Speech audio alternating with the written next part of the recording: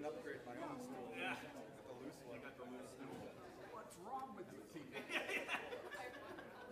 this weird? A little.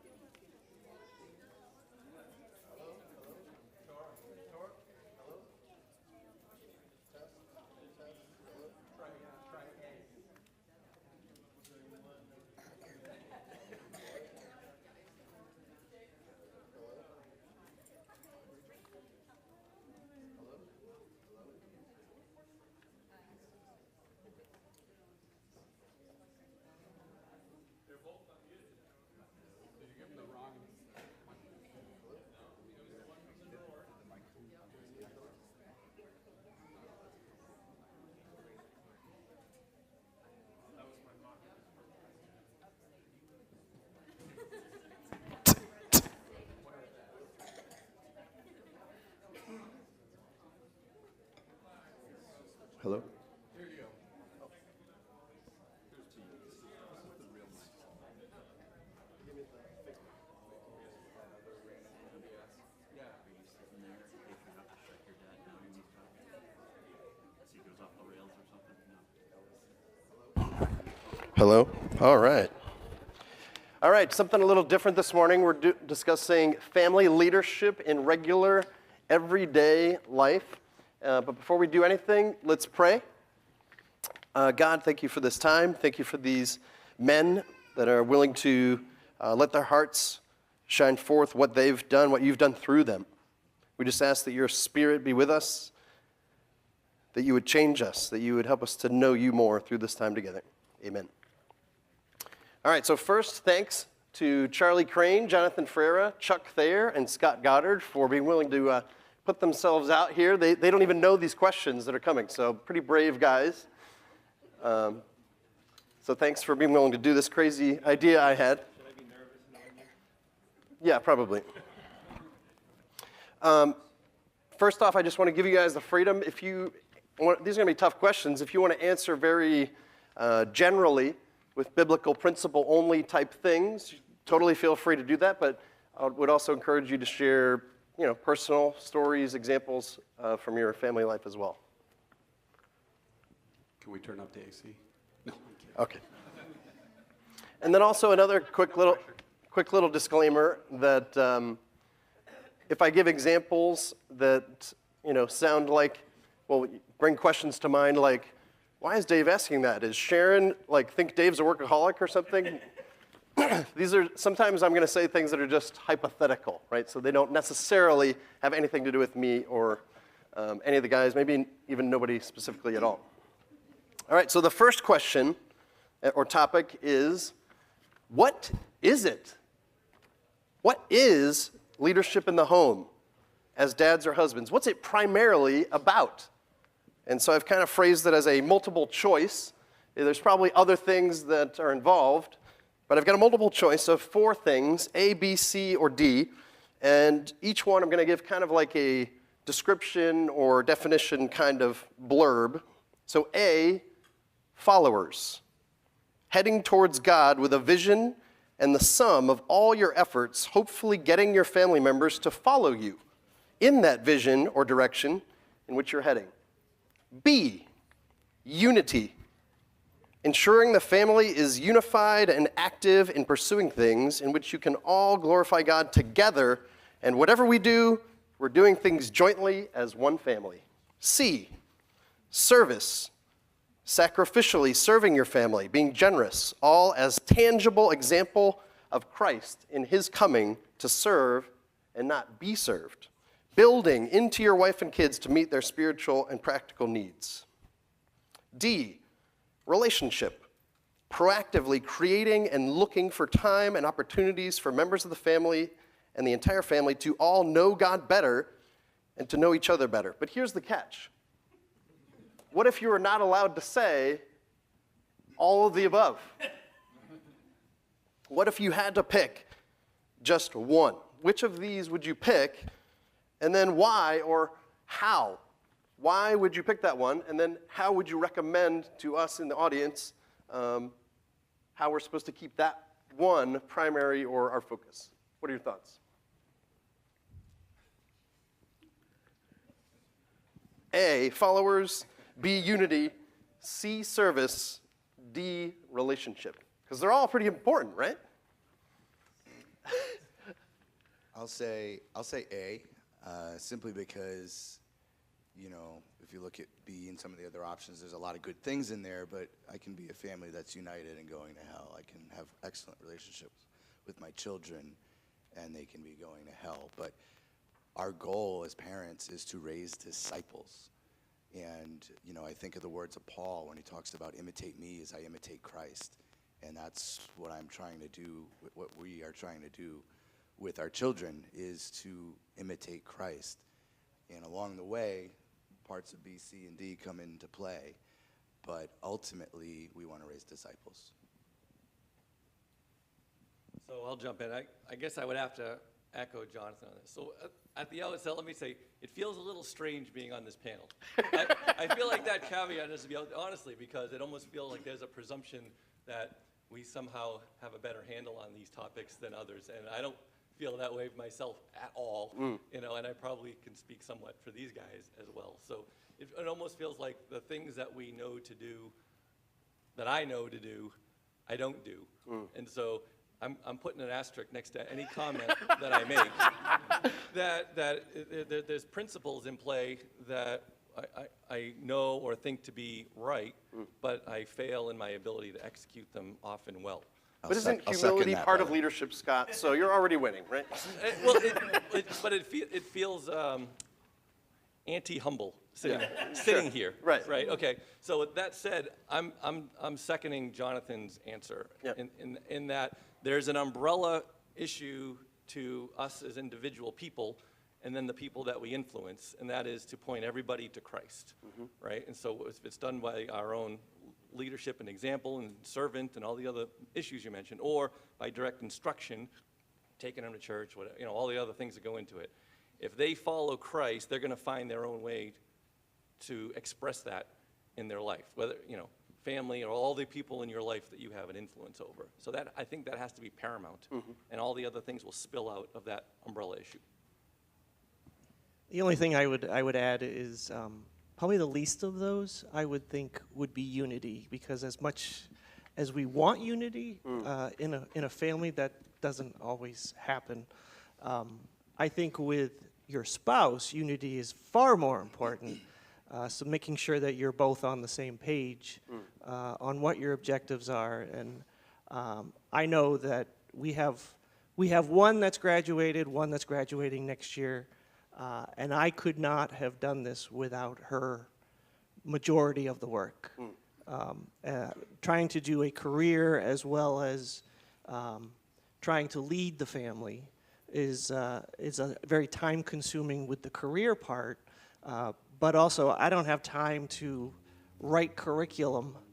Not that I could, but we relied heavily on Tapestry of Grace.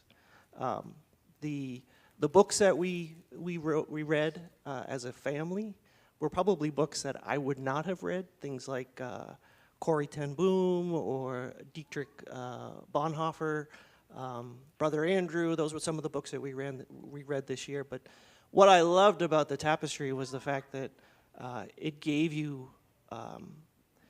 synopsis, or gave you like Cliff Notes, but it also gave you the answers to the questions that they provided, and they were tough questions. I mean, tough for high schoolers. So I give Cheryl most of the credit for the homeschooling piece, but one thing that we were both in unity of was the fact that that I was going to lead, and she honored that. and she submitted, and always gave me the opportunity to nix something. Not that I can recall ever doing, but Right. but it was definitely unity in the sense of we worked together. It wasn't I wasn't overseeing it in the sense that I was dominating and working it all through myself. Charlie, you want to weigh in before we go to the next topic? Sure. You don't have to. Predominantly, there were some answers there that I think could be even harmful. So one of the things, as a leader, creating all opportunities and experiences that promote each family member's sanctification. That's one. That's perhaps the most important. The second one is the imparting of earthly wisdom that fits nicely into that sanctification.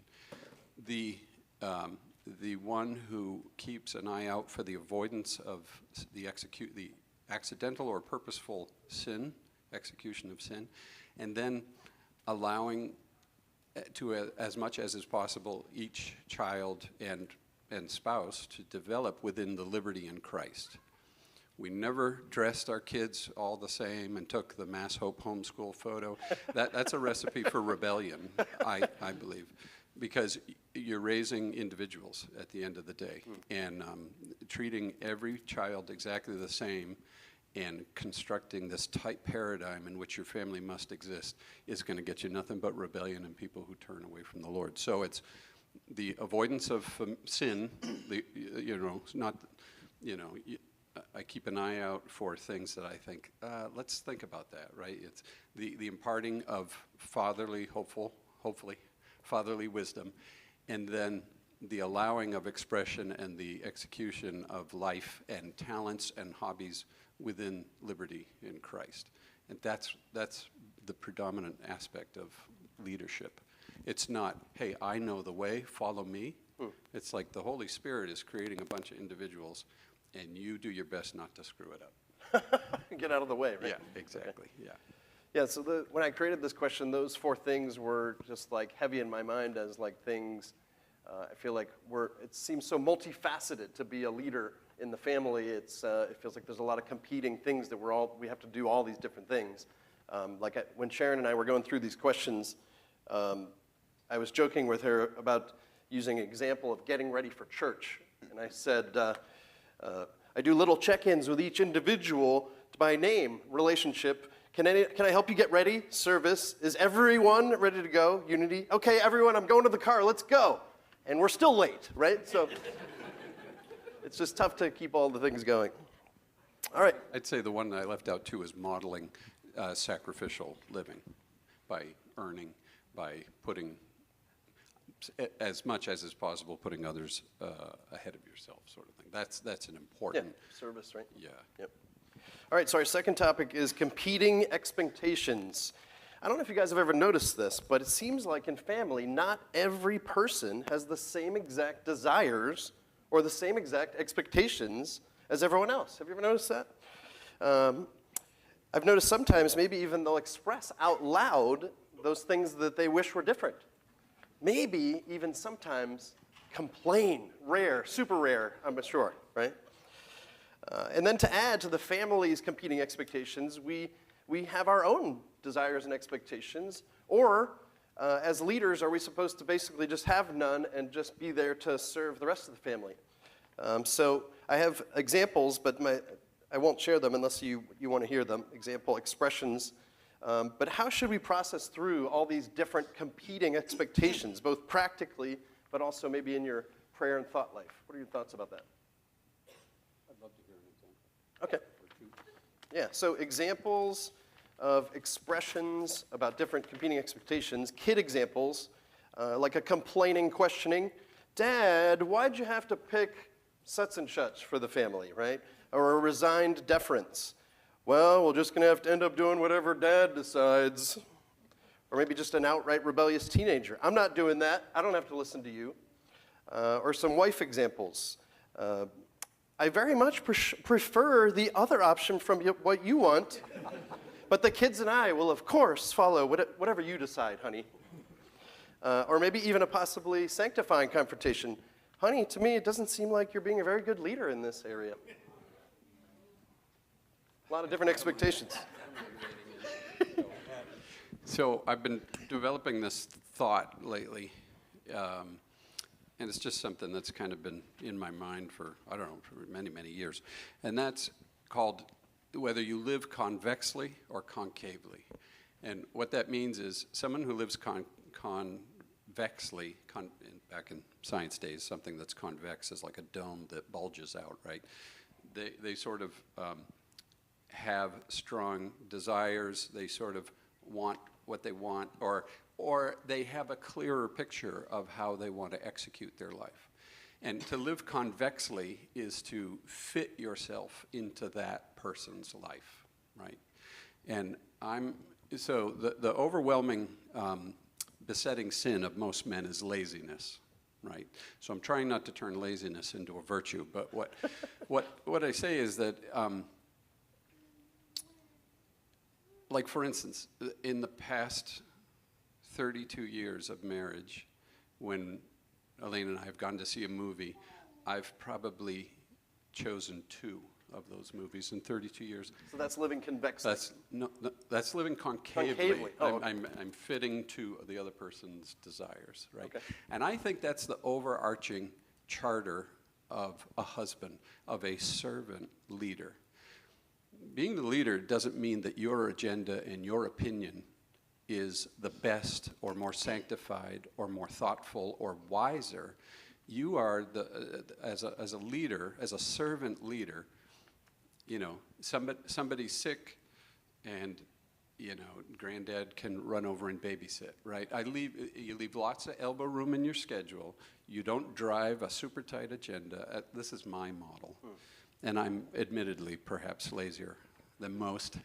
And what you do is, your job is to take up the scheduling slack in a sacrificial, ministering way. Now, that doesn't mean you never get to have your way, right? 2 times you pick the movie, right?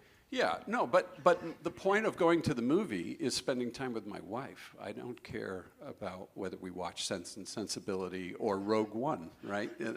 That can be, and Rogue One was one of them. So, so you know, you come home and your house is an absolute chaos because this kid's doing that, this kid's doing that, your wife is meeting up with somebody to do something, and it's all sanctioned activities, and you were going to tinker in the garage or do something. Well, you shelve your agenda for the evening and you facilitate what everyone else is doing. Good. That's servant leadership. And if what everyone else is doing, you perceive there's some element of sin or wrong motivation, or they didn't clear it, you know, I'm using the car, Dad, you know, that sort of stuff. Then you are the standard bearer, the gentle, loving standard bearer. But you don't come home and say, okay, Dad's going to announce what we're doing all tonight. That's not servant leadership. That's sort of like a totalitarianism. And I'm not saying, there are times when that happens. It's like, okay, we're going to see, you know, great-grandmother and grandfather tonight, and that's what we're doing, or whatever. So I don't want to talk for too long, but. Any other thoughts? Maybe a different angle, different style? Well, they got the young guy on here for a reason. I'm usually trying to be over there listening to the older gentlemen and folks with kids ahead of me. But I kind of have, while I fully agree with you, my tendency is the opposite, right? I'm kind of type A, always have a vision, always have a plan, get some consensus, take a bunch of bad ideas and do my idea anyway, right? My perspective on it, not reality. And you know, if people around me don't have the same conviction about all the things we should be doing and the extent to which we should be doing them, you know, that can be frustrating.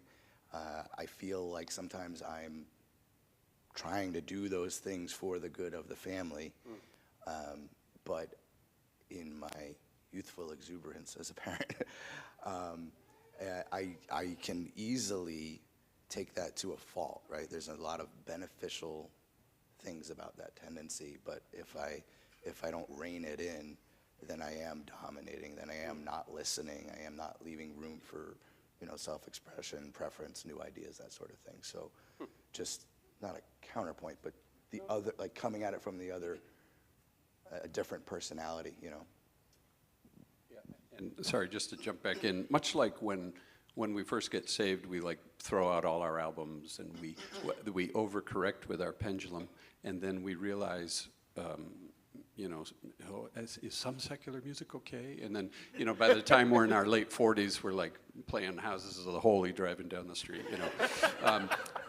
So the same pendulum swing is true, I think, in fatherhood, because we all move into it with all these, all the cover of the Mass Hope magazines in our minds and HSLDA articles, and we're like, yeah, let's go. And then by the time your kids are college age, you're like, you crashed the car? Did you put gas in it first? So anyway. Well, I think Charlie and Jonathan's points are fantastic. Right? I think there's a lot of unity in views, being expressed here for sure, and I would echo that same sentiment. We talk about this in our house all the time, right? This morning, I put on I'm not a big music fan. Like, these guys all like music, but I don't really care for it that much. So sometimes I'll put something on. So this morning I put on Louis Armstrong singing his books, the Holy Book of Louis Armstrong, and he was playing like the Pharaoh song on the radio, and I was kind of walking around the house to it, and all the kids were like, "Dad, this is the worst music ever." Sarah, what did you say about it?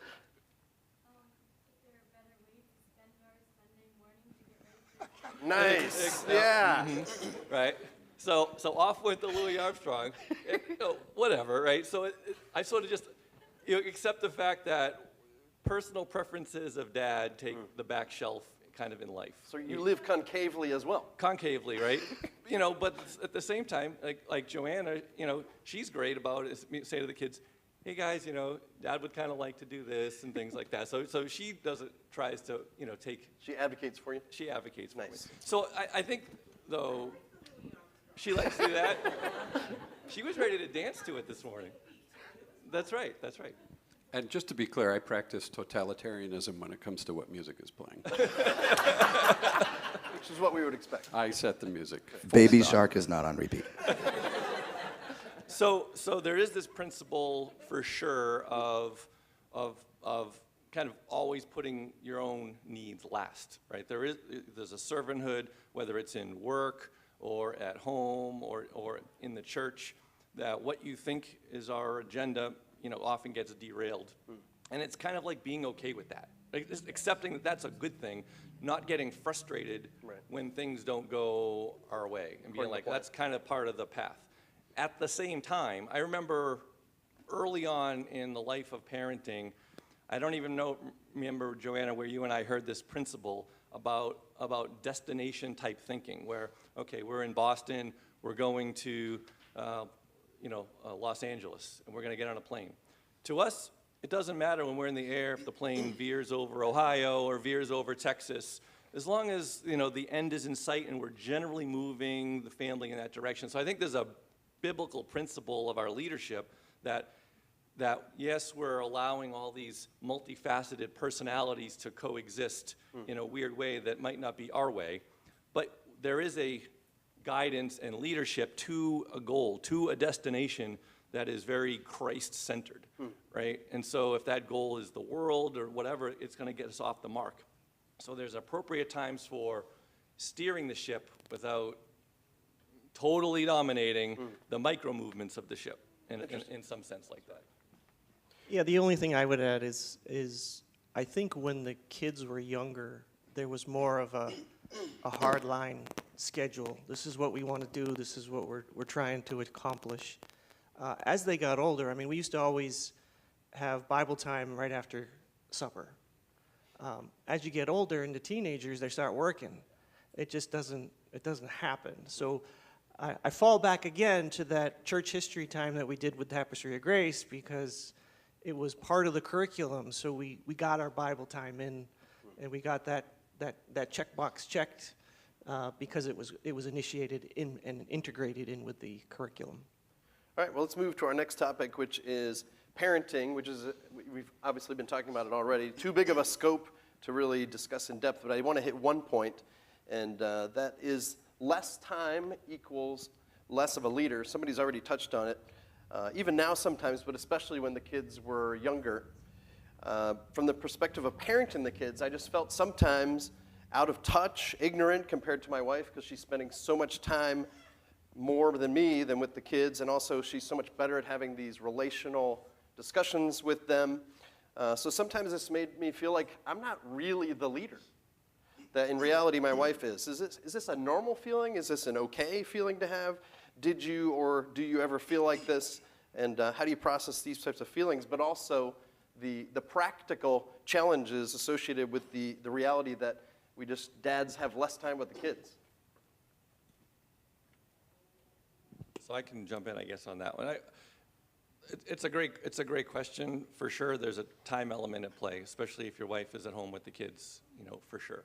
And, that's a great thing if your relationship with your wife is intact and that you're an extension of each other in a sense that her words are unifying to the family as yours ought to be as well. And there's times, I think, depending on the kid, depending on the situation, where one of us, as a husband and wife, might have a bit of a better angle with that individual child for what comes. And there's times when, together, right? Timothy, yesterday, Mom and I sat with you by the fireplace, right, out in the backyard, and we collectively had a conversation about kind of career and future decision-making and those kind of things, right? So in your mind, I'll put you on the spot. Was that a better conversation to have with, would it have been better if it was just me or just Mom talking to you, or was there a benefit to having us together chatting with you? Well, if it was just you or just Mom, I'd have to go back and forth. Dad said this, what do you think about that? Well, Mom said this, what do you think about that? And I have to go back and forth from the two. Just like asking permission to do something. Mom says yes, and Dad says no, who do you go with? Right. If against each other, fight, then stuff. Right. But are there times when, you want to grab Mom's ear about something, or you want to just grab my ear about something, and that's preferable to you, too? Yeah. See, the truth has been spoken. Yeah. Anybody else on less time feels like you're less of the leader?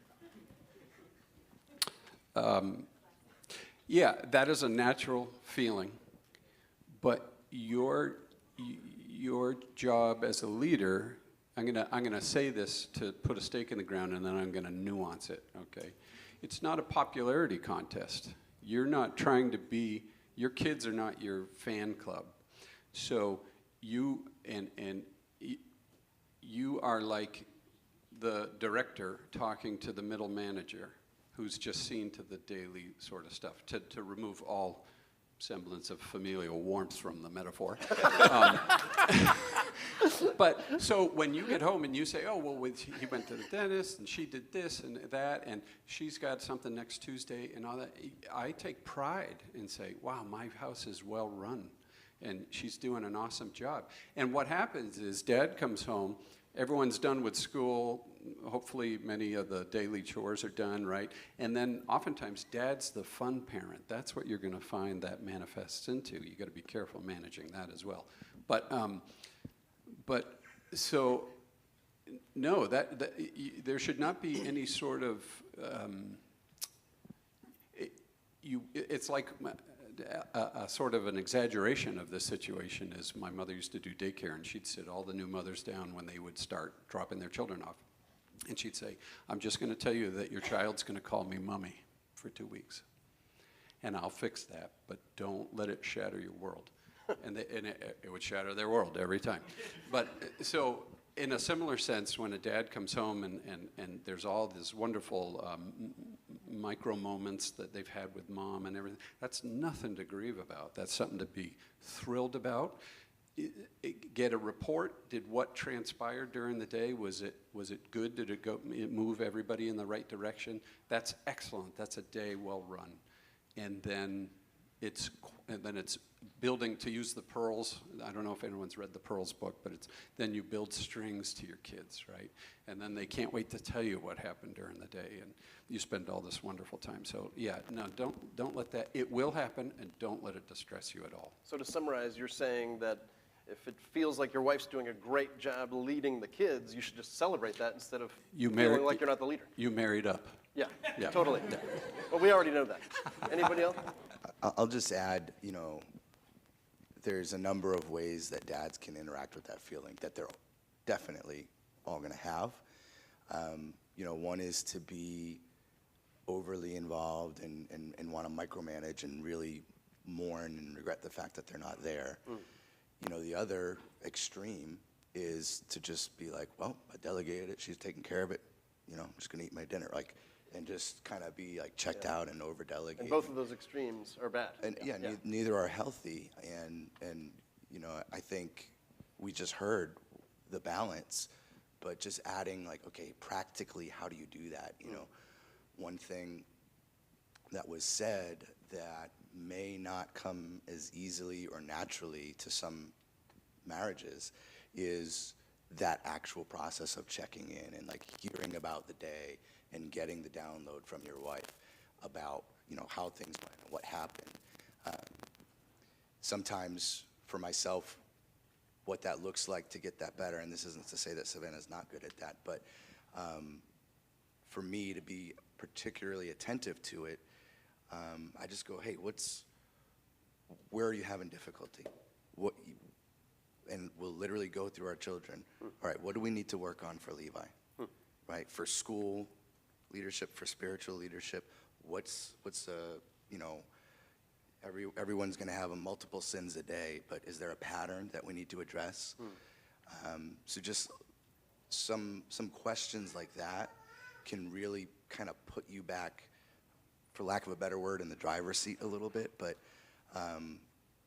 keep you engaged, I guess is what I would say. I think that dovetails with the director analogy. A lot of times your boss at work will only get involved to help fix the problems, right? Which I guess isn't, you definitely don't become the fun dad if that's the problem, right? You only jump in when there's problems.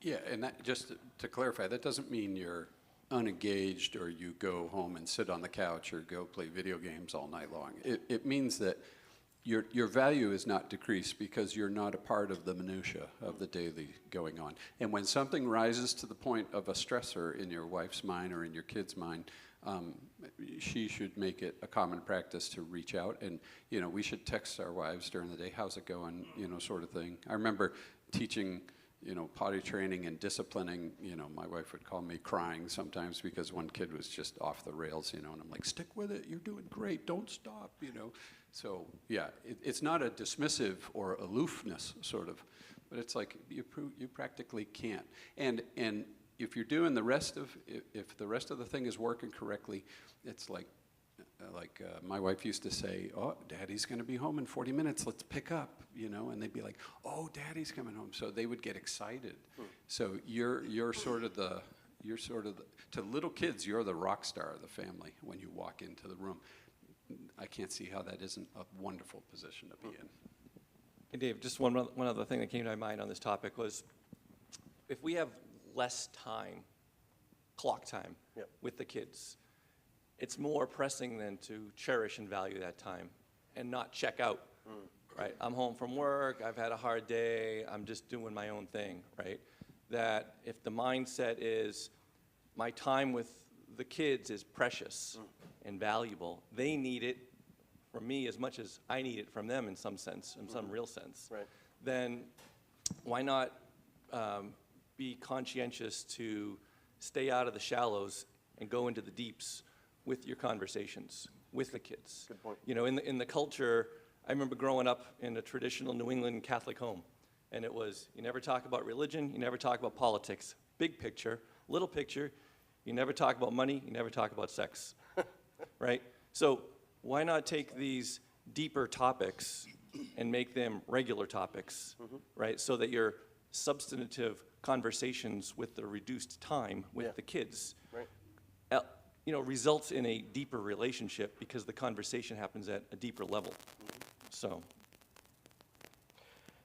All right, well, the fourth topic is workload, specifically feeling overwhelmed. I can sometimes feel overwhelmed with like a million different to-do lists at work, only to then come home and face even more to-do lists for the house, cars, and yard work, on top of the things I know I need to work on with my relationships with the kids, improving my marriage, and personal growth.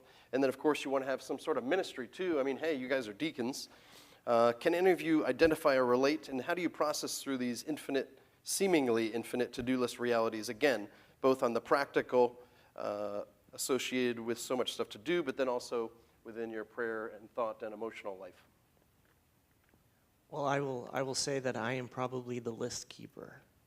So when it comes to things that need to get done, I'm the one building the list. And a lot of times Cheryl will joke because she'll say something like, I don't need to put it on the list because I know you've already got it there. So she's not giving me the honey-do list because she knows I've already built my own, you know. So I think a lot of it has to do with my nature. Whether it's part of the career, part of the job, but also I like things in order. And obviously there's I think times when there's phases, right? We talk about when the kids are little, it's a different phase than when they're in junior high. It's a different phase when they're in high school and they start learning to drive, they start working. So I think the list thing works well for me, even to the point where I kind of prioritize them. And then even Cheryl and I have our own lists, whether it's from a financial standpoint. These are our goals for the year. These are our objectives. So I guess that's... So do you ever feel overwhelmed looking at your long list of things? Oh, absolutely. Yeah. But the rule is if it doesn't happen today, it goes on the list for the next day. Yeah. You know, so your goal is to get it off the list. Of course. You know, so it doesn't keep carrying forward. So. I have a very simple strategy. When the list gets too long, just make another worker.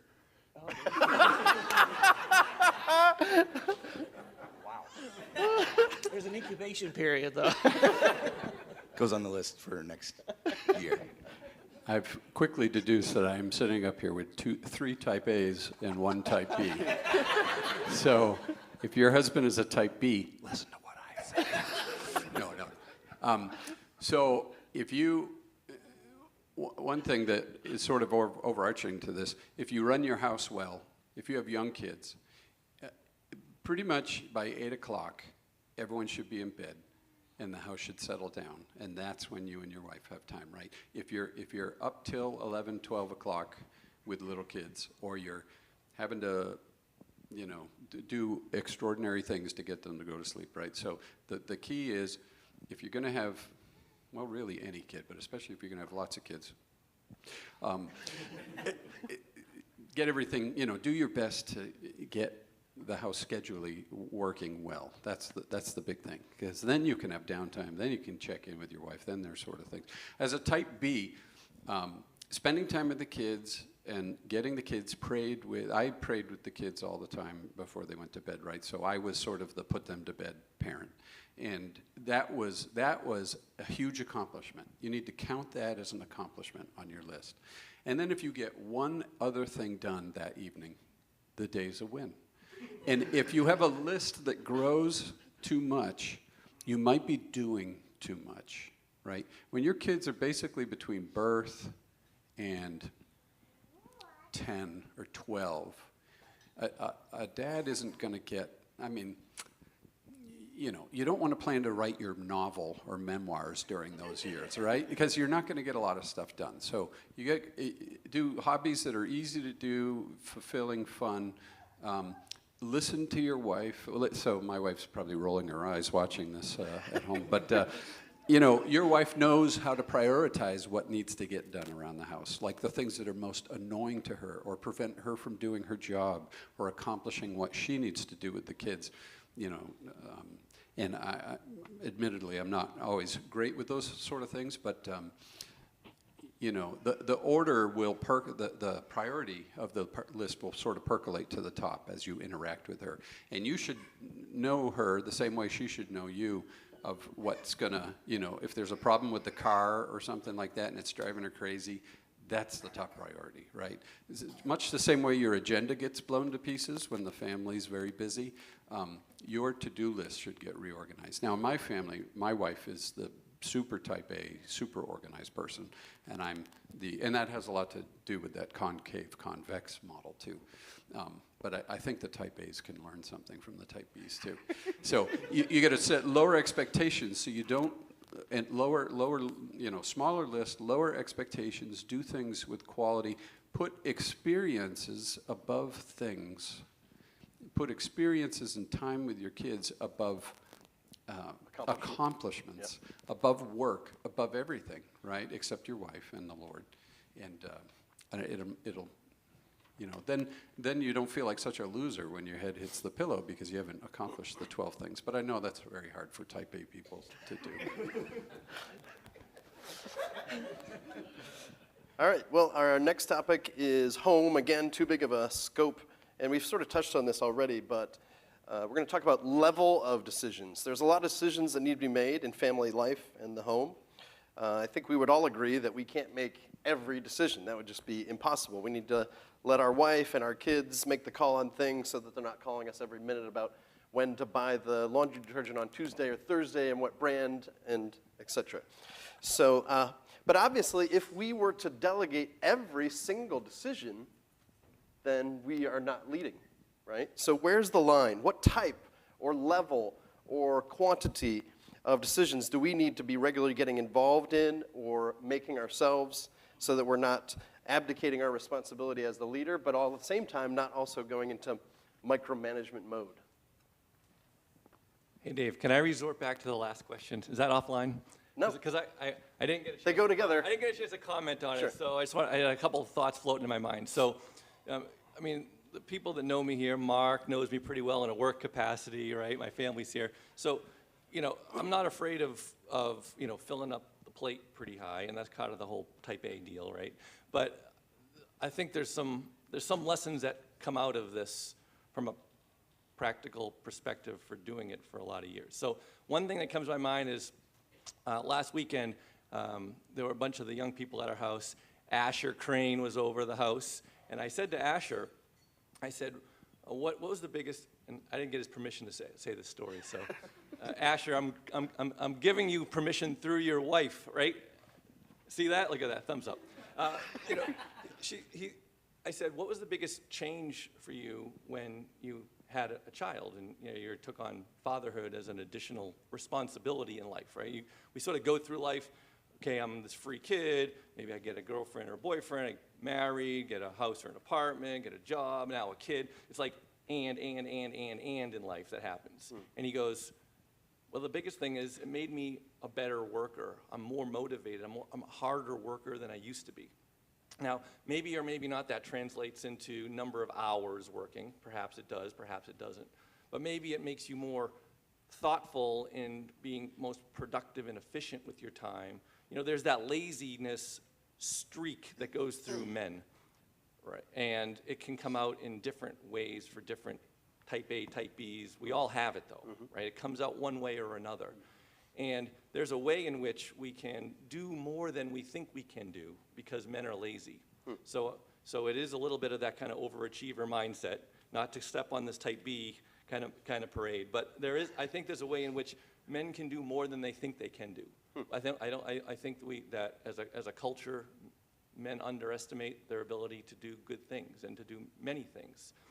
But what's dangerous in that pathway, specifically to the family, is viewing either time with your wife or with your kids as one item in the task list that, and I've done this, and I can seek you guys forgiveness for this, but it's easy to put things that shouldn't be in priority over that and squish those out, right?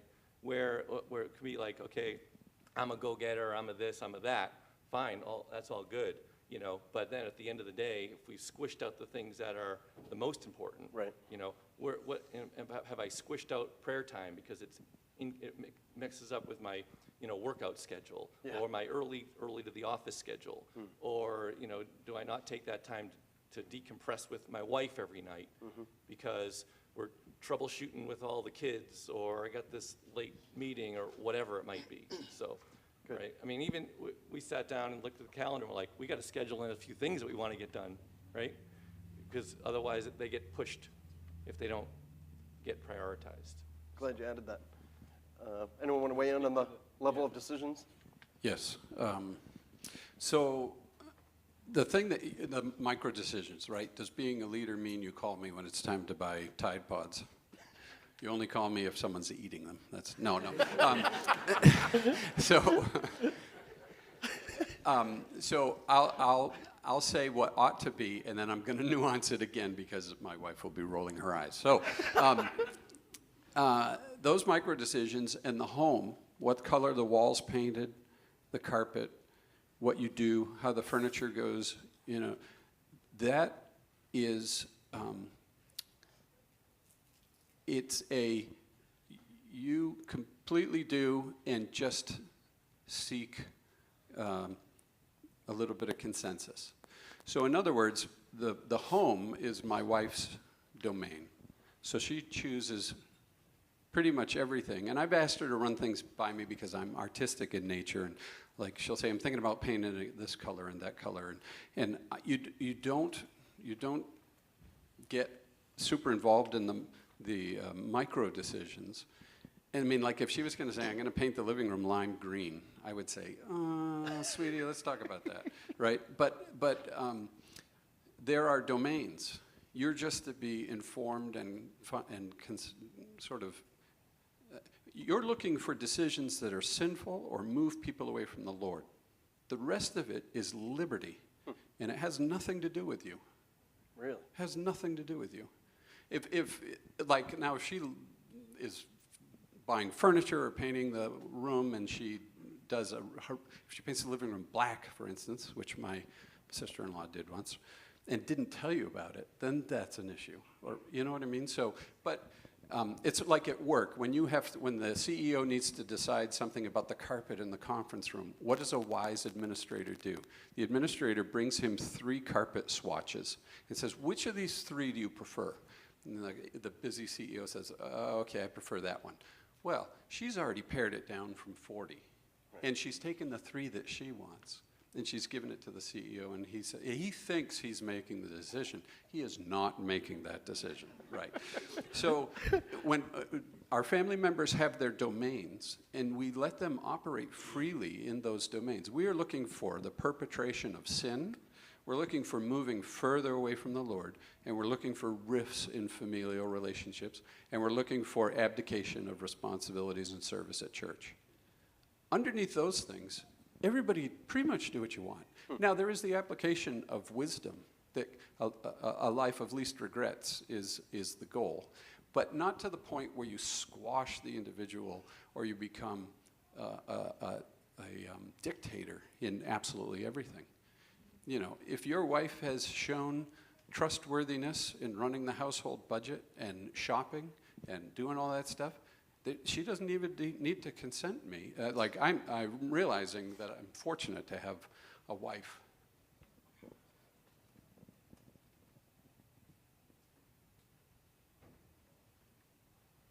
The end. Jonathan, you want to? She's like, boy, you're lazy. No, but she runs things very well, and I'm a blessed man for it. Yeah, I think as we are, as all of us are. 2 quick, maybe practical tidbits that I think dovetail in nicely. You know, how can we do what Charlie was talking about? You know, it's something he alluded to, but maybe I'll call out more plainly is levels of delegation, right? Within each of those domains, right? I mean, I can have, you figure it out, I trust you wholly with this decision versus like, can you do the homework and then we'll talk about it, right, with the swatches. So that's helpful. I mean, if you Google levels of delegation, I think it will literally help your marriage.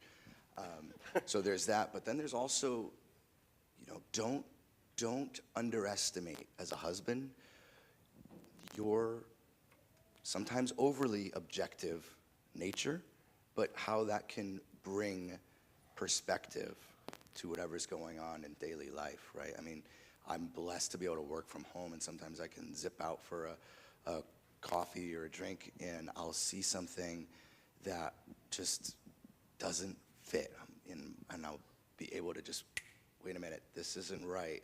And my wife's in the middle of answering 3 questions from 3 different kids, and just doesn't see it, you know, or endlessly researching what next year's homeschool curriculum is going to be.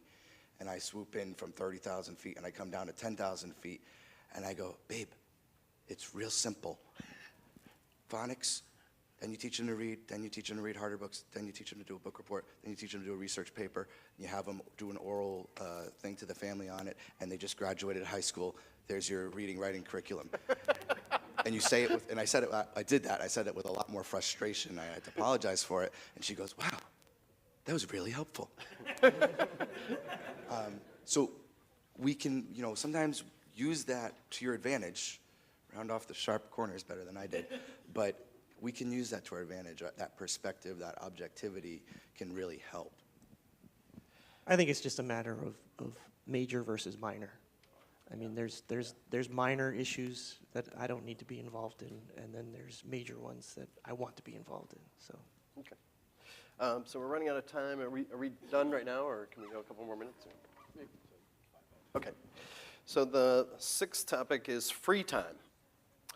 What about how your family spends its free time? And I think we're going to hit a lot of these same themes of balance between extremes. There's active. As a good leader, should we always be scouting all the free time activities and being the one to decide what the family's doing every hour of our free time? If that's the case, does our wife and kids rejecting our free time idea become rebellion, right? Passive, should we just selflessly go with the flow, completely concave, as Charlie's been saying, and just do whatever the rest of the family wants to do in almost a leader just listens to the masses kind of loose democracy? Or maybe is free time just an area where leadership and unity don't even matter because it's not a leadership issue at all? Or is it both? And, you know, again, I think Chuck's going to say, well, it's majors and minors, right? So which ones are majors and which ones are minors? How do we balance and do that mixture? Dave, what is free time exactly? All the type A's want to know. So in the lots of free time I have. No. That's all really good, and activities like if you have, we've always been of the mindset that if you're in a soccer club, I don't even know what they call them, soccer team, a traveling team, and there's 2 games on Saturday and there's a game on Sunday. Like if someone's free time activity dominates the family, it's inappropriate in my estimation. And that's not biblical, that's just worldly wisdom. The other thing too that I want to impress, if you have type B children, creativity and imagination comes on the other side of boredom.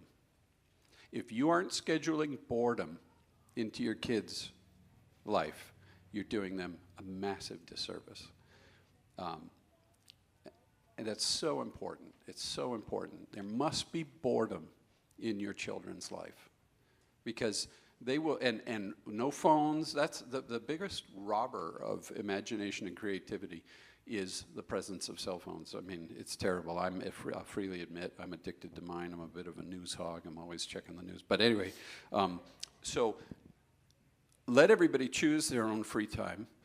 What path do we have to take to go from play practice to the soccer field to get back, right? Let pragmatism define what's inappropriate and what's appropriate.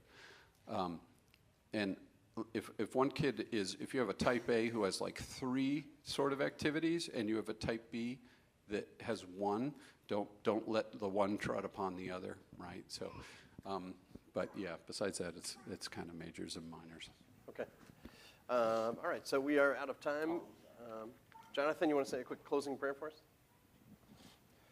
Our Heavenly Father, thank you so much for the gift of life, Lord, that we can even call you Father. We thank you for fatherhood and motherhood. We thank you for our wives and our spouses who, honestly, as we've expressed this morning, we rely so heavily upon and who do the good Lord's work, just ministering to their children every day. Would you help us to lead them more kindly, more gently, more thoughtfully, and our children as well.